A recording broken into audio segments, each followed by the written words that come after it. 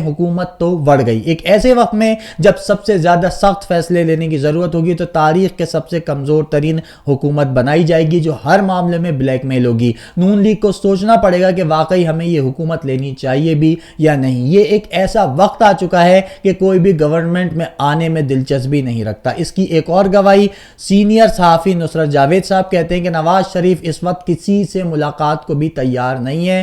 ان کا عملی رویہ یہ ہے کہ مجھے کیوں بلایا، وہ بس اپنے کمرے میں بند ہوئے بیٹھے ہیں اپنے بھائی اور پارٹی کی لاج رکھنے کے لیے۔ اگر زرداری کے لیول کا کوئی بندہ آ جاتا ہے تو اس سے ملاقات کر لیتے ہیں، ورنہ وہ کسی سے بھی ملنے کو اب تیار نہیں ہے، بلکہ وہ مسلسل یہی کہتے رہتے ہیں چیخ چیخ کر، آسمان کی طرف دیکھ کر، دیواروں کی طرف منہ کر کے کہ مجھے کیوں بلایا۔ تو کیا ملا میاں صاحب آپ کو؟ اتنے ننگے ہوئے، اپنے نظریے پر سمجھوتا کیا، بیانیہ دفن کیا، انقلابی سے موچی بن گئے، بھائی کو ڈگیوں میں بٹھا کر پورے ملک کی سیر کروائی، گھٹنے دبوائے، معاملات اللہ پر چھوڑنے کا ڈرامہ کیا، منہ پر پیمپر نما ماسک باندھے باندھے کبھی اس کے در تو کبھی اس کے در بھٹکتے رہے، 2/3 اکثریت کے دعوے کرتے رہے، اپنے ساتھ ساتھ نظام اور کرداروں کو بھی ننگا کیا، پوری قوم کو دکھایا کہ کس طرح جب ریلیف ملنا ہو تو عدالتیں ایئرپورٹ پہنچ جاتی ہیں، لمحوں میں ضمانتیں ہو جاتی ہیں، نئے بھر کیس میں پیروی سے انکار کر دیتا ہے، جج کلین چٹ دے دیتا ہے، جبکہ جو ناقابل قبول ہو اس کو کھانسنے پر بھی سزائے موت دی جا سکتی ہے۔ قوم کی آنکھوں پر سے دہائیوں سے پڑا ہوا پردہ آپ نے اتار دیا،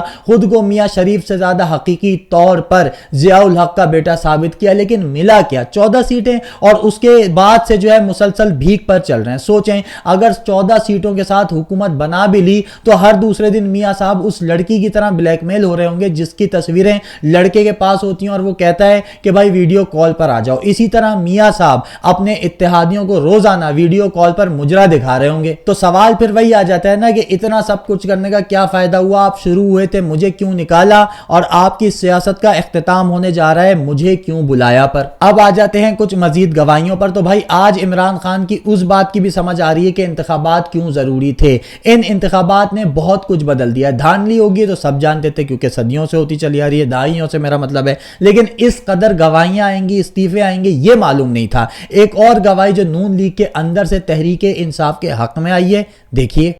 حیران یم چې دا کوم رنګي فارم 45 راغلو بالکل کریکټو په فرست نمبر باندې حامد الحق شیر علي اربابو سیټونه د دې دواړو مبارک شه د دیو حق دی حق یو فارم 45 مطابق الیکشن دی دواړو غټلې دي اب بیمانه سړي چې هار نه تسلیمي۔ اس کے بعد جہلم سے بھی ایک شخصیت جو نون لیگ کا ایم پی بتایا جا رہا ہے، اس کی ویڈیو بھی عمران خان کے حق میں دستبردار ہونے کے حوالے سے وائرل ہو رہی ہے، وہ بھی دیکھ لیں۔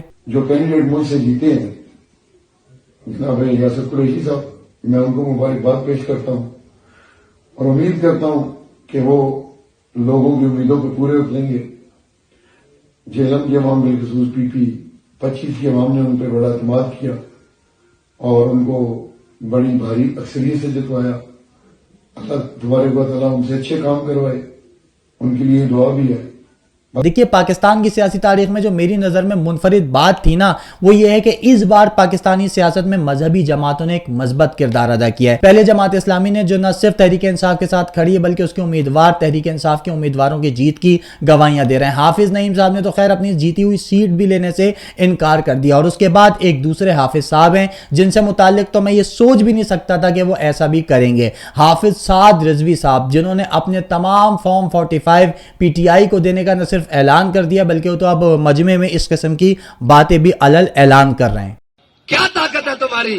یہ طاقت ہے کہ رات کے 11 بجے لائٹ بند کر کے، انٹرنیٹ بند کر کے، مواصلات کے تمام نظام بند کر کے اور اندر اسلحہ کے زور پر آ کر رزلٹ کو چینج کروانا، یہ طاقت ہے؟ یہ طاقت نہیں ہے، یہ غنڈہ گردی ہے، یہ بدماشی ہے، یہ سراسر زیادتی ہے۔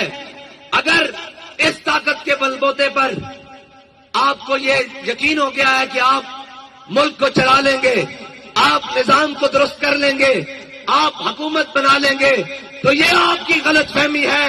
ہم ایسی طاقت کو اپنے باؤ بوٹ کی نوٹوں کر کے اوپر رکھتے ہیں۔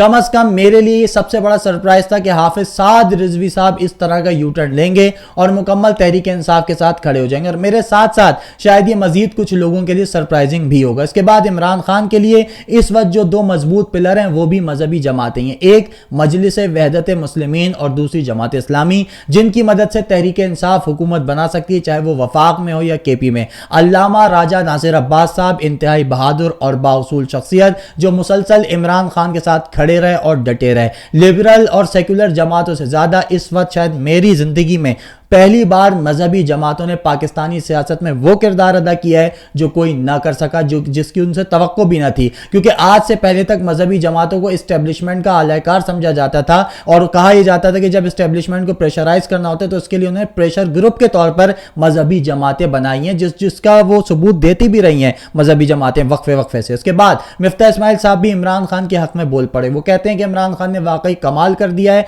नवाज शरीफ अगर ये कहते हैं कि तहरीक इंसाफ की सीटें ज्यादा हैं, उसको हुकूमत बनानी चाहिए, तो उनकी इज्जत बढ़ जाती है, और मेरे मुताबिक थोड़ी बहुत रह जाती, क्योंकि इज्जत उसकी बढ़ती है जिसकी होती है, तो जो चीज है नहीं वो बढ़ेगी कैसे। उसके बाद आसमा शिराजी जो इंतखाबात से पहले मुसलसल नून लीग और नवाज शरीफ की हिमायत करती रही, वो आज कह रही हैं कि जो सियासत पहले होती थी अब उसका धारा बदल गया है, सियासतदानों को कहना पड़ रहा है कि अब वो मजीद सियासत नहीं कर सकते। इस्टेब्लिशमेंट मुखालिफ हो या जमात मुखालिफ, वोट बहरहाल एंटी पड़ा है। कब तक ऐसा होता रहेगा कि इंतखाबात के नाम पर आप पहले ही फैसले कर लें? मान लें ये बदला हुआ पाकिस्तान है जहां 2.5 करोड़ नौजवान वोटर है। चुनतखाबात अब मसाइल का हल नहीं, या आप फैसला कर लें कि इस मुल्क में जमहूरियत नहीं चलानी और फैसले बंद कमरों में करने हैं, अवाम के वोट और मैंडेट का एहतराम करना होगा। तो मेरे अजीज हमवतनों, कंक्लूजन ये है कि इलेक्शन जरूरी इसलिए नहीं थे कि तहरीक इंसाफ जीते, बल्कि इलेक्शन इसलिए जरूरी थे कि पूरी दुनिया को पता चल जाए, हर खास आम पर रोजे रोशन की तरह आया हो जाए, जो लोग नून लीग की हिमायत कर रहे हैं उनकी भी आंखें खुल जाएं, निजाम इस हद तक नंगा हो जाए